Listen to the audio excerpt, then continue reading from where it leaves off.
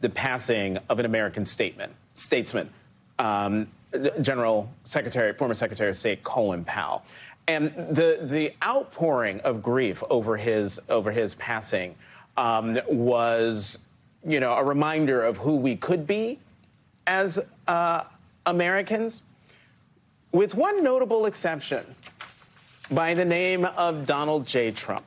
And he put out, even for him, one of the most despicable and disgusting statements, where he says, "Wonderful to see Colin Powell, who made big mistakes on Iraq and famously so-called weapons of mass destruction, be treated in death so beautifully by the fake news media." You know what? I'm not even going to finish reading this statement because it is just, and I'm doing my best Nancy Pelosi at the State of the Union imitation.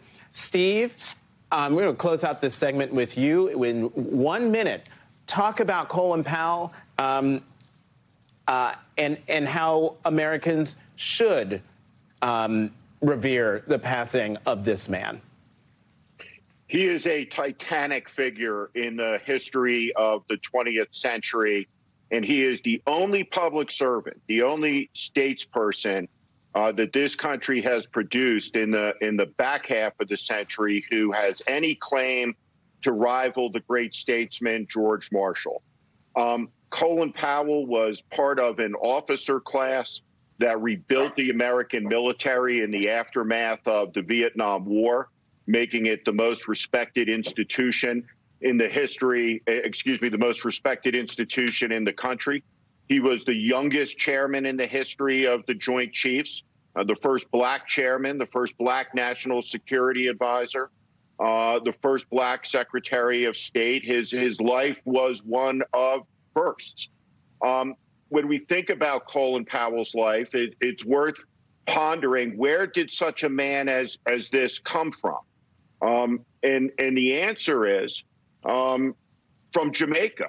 His parents were Jamaican immigrants who settled in the South Bronx. And so when we have debates about immigration, his mother was a seamstress. His father was a clerk. This is a country that can produce greatness from seamstresses and clerks.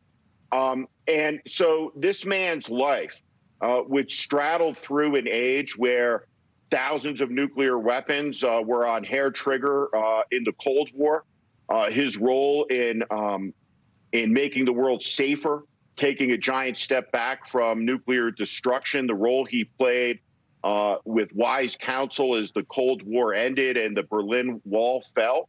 When he made mistakes, he acknowledged them. He was a great man.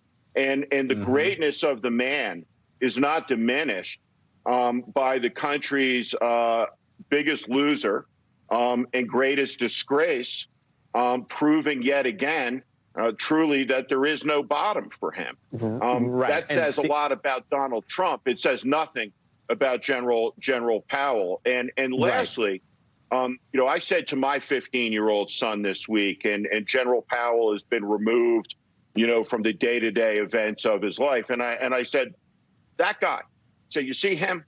He said, that's the type of man you want to be. That's the type of person you want to be like. He's a great man.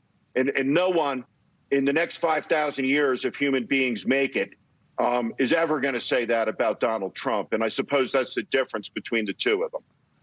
Yeah, and